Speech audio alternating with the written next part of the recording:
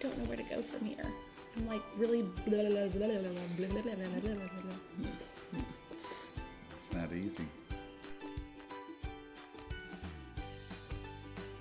Thank you for tuning in to Amy.tv, where every week we have the opportunity to come together and grow in our confidence for life and ministry. My name is Amy Stockstill, and this is I'm the Hippo Float, Joel Stockstill. the Hippo Float, also known as my husband of 6 whole years. Yeah. 6 years. Yeah. 6 years. We made it. We just got back from the beach just in Florida. Look at our tans. Oh, yeah. We got to lay out for about an hour because it rained the whole time.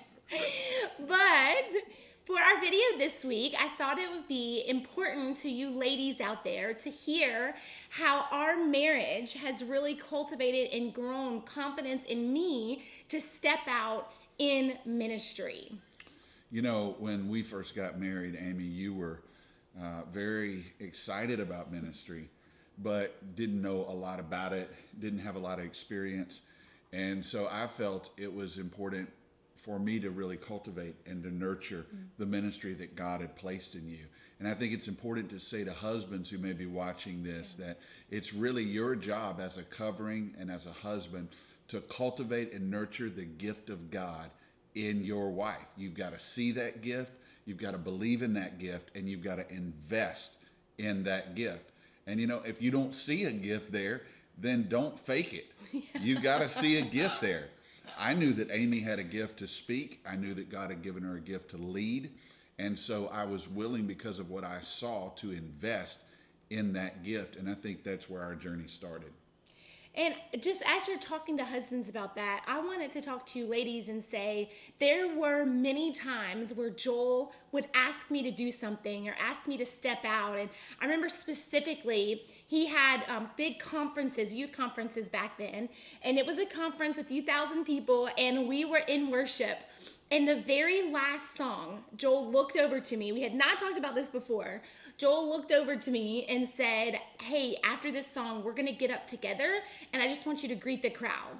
Do you remember that? And I immediately was like, no, I am not doing that. You see how many people are here? I don't want to say hello to anybody. I'm going to sit right here in my seat. And he just so calmly was like, okay, and just kind of turned his head to me. But I had remembered saying to him before, I just want to say yes to whatever you ask me to do. I want to say yes. And I had told interns that, I had told all these people that, but now was the time for me to really follow through on that. And so I was kind of that wrestling, you probably know the feeling, that wrestling of, I don't want to do this, but I know I probably should do this. And so I tapped him on the shoulder and was like, okay, I'll do it. I am petrified, but I'll do it. And we got up there together, and literally, guys, my knees were shaking so bad. I thought I was gonna fall over.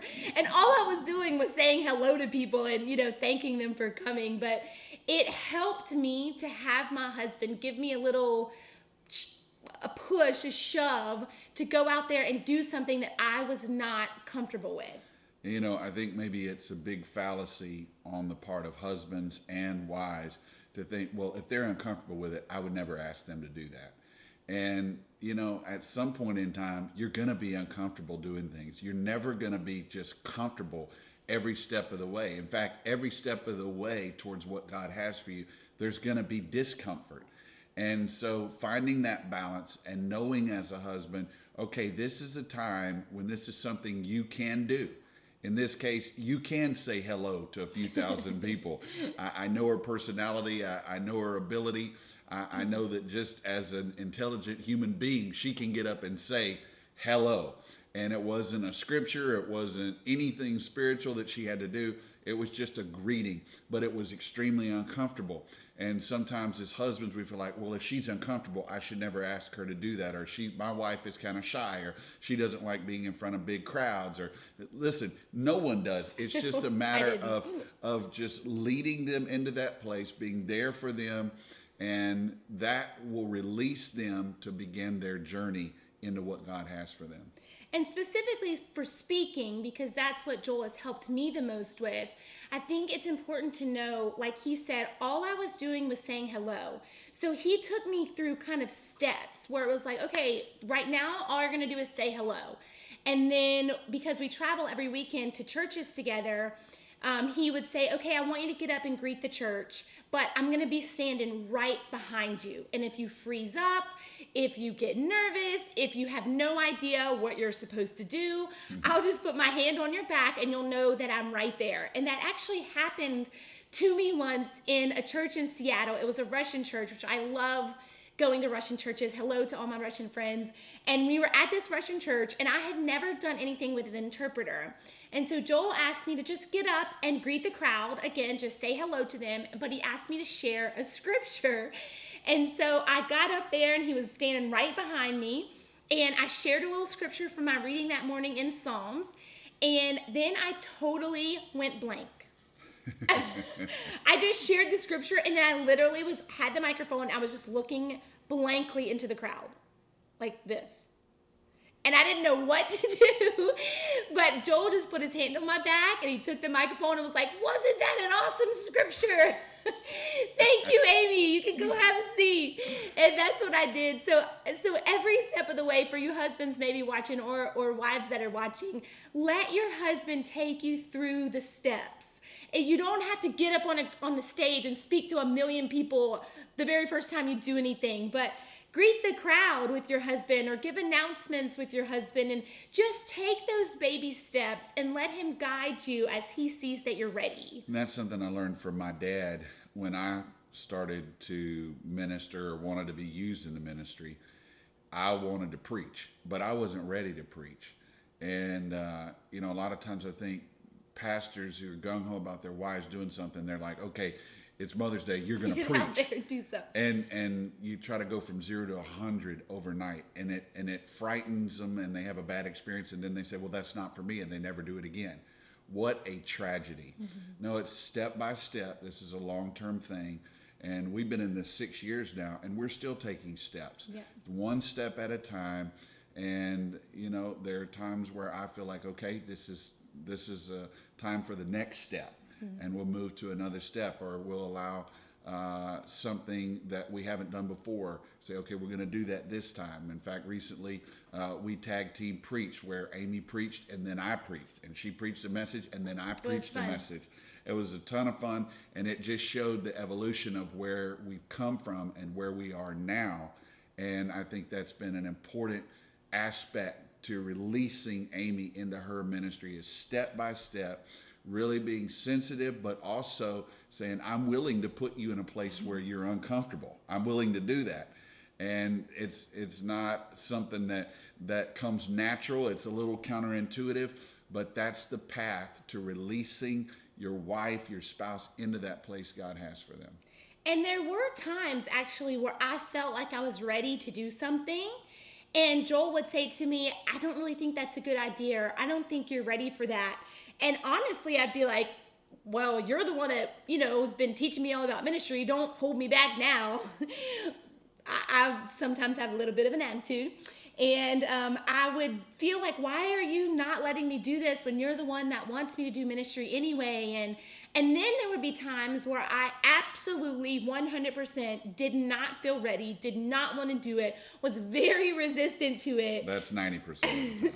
But had Joel say, no, you can do this. You're ready for this. And so for you ladies that are watching, you have to trust that your husband knows the timing of when you're ready, and knows that, especially when you don't feel like you can do something. Joel has been so sweet, but also at times strong. He's been sweet and strong to say to me, Amy, you can do this. Not only can you do it, but there are women and there are girls that are looking to you to step up. They're looking to you to preach, so that they can feel like they can do it, so that they can have a true example of what it looks like to step out and lead in ministry. And so for those of you that are watching, I want you to know that if you are married to a pastor, or if you're married to a leader, even if you're not married to someone that's necessarily in the church world. Maybe you're in ministry and they have their own business or whatever. You can do the ministry. You can speak, you can lead, you can start things, you can have a group, and you can rely on your husband as your covering and as your authority to release you into doing those things with excellence and with fun and with joy, and he is there for you. He's there to help you, and he's there to release you into your destiny. So lean on him. Look to him, let him push you. You can resist a little bit, but let him push you into that. And just saying yes, the best thing that I've ever heard about ministry was from Wendy Treat. And she just said, I didn't know what I was doing, but I decided to say yes to anything that my husband asked me to do because I trusted that he wouldn't ask me to do something that I couldn't do. And I have applied that these last 6 years, and Joel has not led me astray. The Lord has not led me astray. And marriage is fun and challenging, and marriage in ministry is a good thing. It's helped me to step out. It's increased my confidence. And I'm thankful for you, Joel, for giving me a little push. You're welcome. When I needed a little push, give me a little resistance. Joel says he puts the thumb on me, which I don't like, but he puts the thumb on me and says no to me when I need to be told no. But mostly yes. But mostly yes. Do you have any final words for husbands and or wives as we close out this video today? Well, I love what you mentioned about Wendy Treat. Just say yes for wives. You know, don't allow yourself to say no to everything. No is not the path to anywhere. Yes is the only way to get traction towards what you really want to be and who God's called you to be.